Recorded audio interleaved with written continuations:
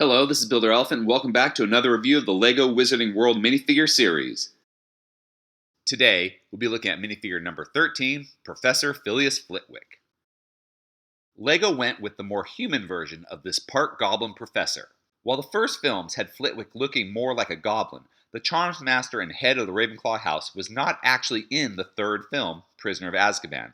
However, the new director on the film still wanted actor Warwick Davis to be part of the production. So Warwick was hired for the role of Wizard and conducted the choir in one cameo scene. When the next film was directed by yet another director, he loved the look so much that he made this Flitwick's new appearance, and it retroactively changed the Wizard conductor to Filius Flitwick.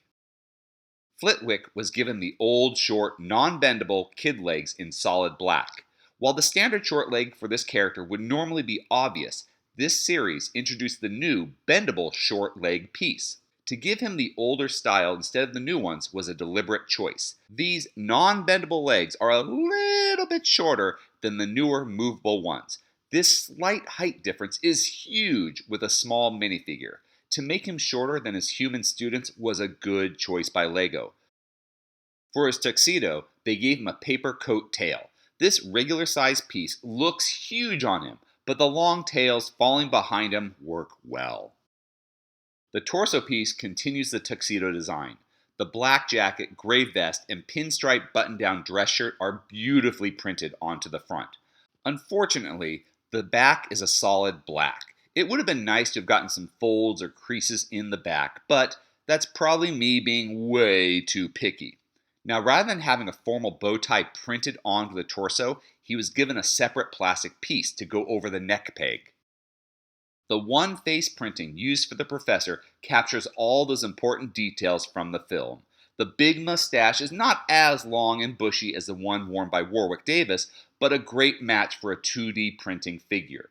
I love the big hairy eyebrows. I appreciate how LEGO replicated the pronounced chin with just a few extra lines. I'm glad they printed the thin wire-rimmed glasses onto the headpiece itself, instead of making it a separate piece. It would have been fun if LEGO had put a more goblin-like design on the other side to represent the two different makeup designs for the character over the course of the films. The hairpiece does a nice job of replicating that exaggerated part in Flitwick's hair.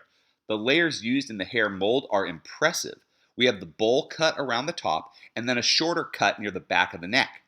This piece could have easily hidden a second face printing.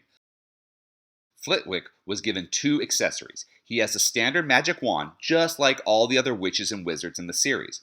But since Flitwick is also based on the musical conductor, the wand can double as his baton. He was also given a megaphone piece. Now, personally, I'm not a big fan of this accessory choice. His small stature made this piece seem comically big, and as the Charms teacher, I think there are a dozen other props that could have been used. However, I do see why LEGO chose this piece. It's their representation of the much smaller and fancier megaphone used in the film. I am happy LEGO decided to include Professor Filius Flitwick in the first round of Wizarding World minifigures. It's nearly impossible to release them all with the limited number of building sets released throughout the year. While Flitwick won't be appearing in as many sets as Dumbledore, Snape, or Hagrid, he is still an important member of the staff and has a seat at the head table in the Great Dining Hall. If you enjoyed this video, please subscribe or check out some of our other videos. Until next time, let's keep building together.